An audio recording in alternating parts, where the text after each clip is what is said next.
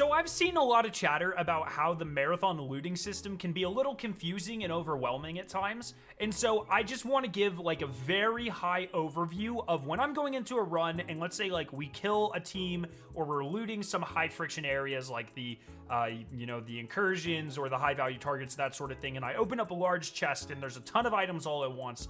I want to talk about what I decide to take and how I do that so quickly. This might be obvious to some people, but it seems like a lot of people are really having a tough time wrapping their head around the different types of items and like what actually matters.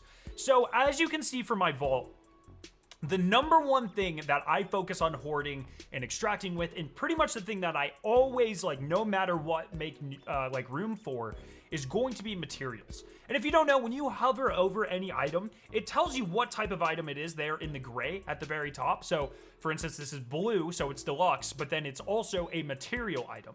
Material items have two main uses. You can use them to trade for things in the black market, and you can use them to upgrade your character.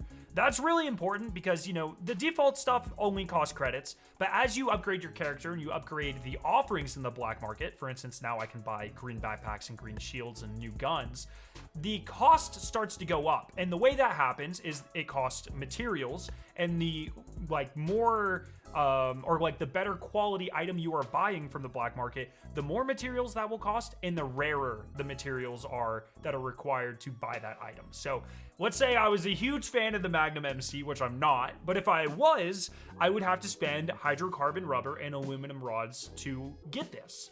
And that's obviously going to go up as the quality of items increase. So if you die, you have an unlucky run, and you want to pick some stuff up from the black market, that cost is going to be kind of prohibitive unless you are stocking up on different materials throughout your runs. And I highly suggest from like your first run in Marathon, you are constantly hoarding these materials. The other reason, and really the bigger reason to do that, is going to be your character upgrades. So as you level up your factions, you gain access to more upgrades, but all of these upgrades cost materials. But the upgrades can be like absolutely game changing. So this just gives you plus 1% tactical energy on container loot, like as you open an unlooted container. This one just gives you a flat 10% boost recharge rate to your prime ability, which is like your ultimate or your super. Some of these are crazy. So this one gives you more resistance or reduces the duration of negative status effects. That's insane. Just base higher agility. You're gonna want to focus these upgrades as soon as you get them.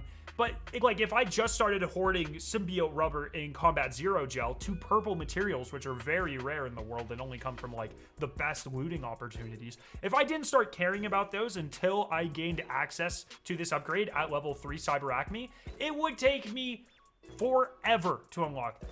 So from like run number 1, if you come across any blue or purple materials in the world, get them, put them in your backpack no matter what, and exfil.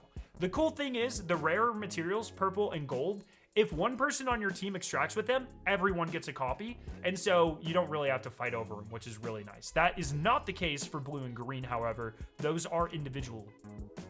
The one thing I would focus on like literally immediately is getting these upgrades. These are your Vault expansions. Rank 1 Vault expansion requires microprocessors, 12 of them, I think. The rank 2, you have to get rank 2 with Cyber Acme, and then I think it requires like 8 polymer rubbers or something.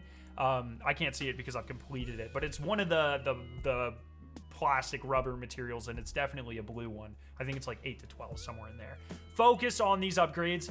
Like literally right off the bat, it's going to make your life a lot easier. And then if you come across rarer materials in a run, definitely focus on making room in your backpack for those and extracting with them. Now, the other things, like the next important thing I would say is identify what sort of stuff you really like to use, primarily weapons and cores and implants, and then hoard versions of those just in case you die. So I really like the Bully SMG and the Longshot Sniper Rifle. So once I get the versions of those that I'm using, if I come across an extra Bully or an extra Longshot in the world, I generally only keep one extra copy, but I will exfil it and keep it in my vault. So you can see we just died, which is why pretty slim pickings here on my loot.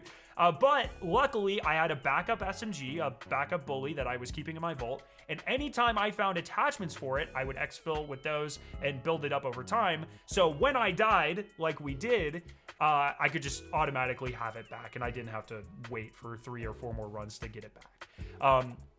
I also hoard rare mods and attachments anytime I find them. You can see I didn't find another long shot, unfortunately, but ideally I would have had one of those in my backpack as well.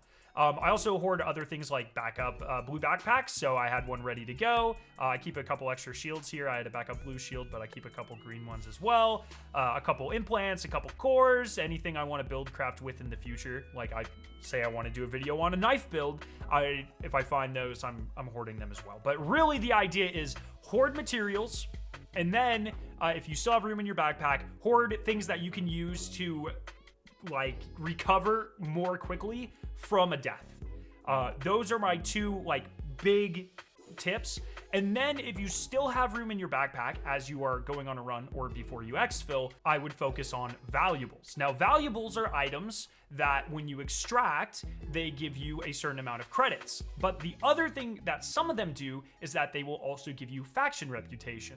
And that's really important, for instance, especially in the alpha, because Cyber Acme, for instance, once you do the first set of 3 priority contracts, there are no more priority contracts that you seemingly will get from them. And so the only way to rank them up and get your upgrades is by doing things like opening containers. I think sometimes gives you Cyber Acme experience, but also exfilling with valuables that give you Cyber Acme reputation.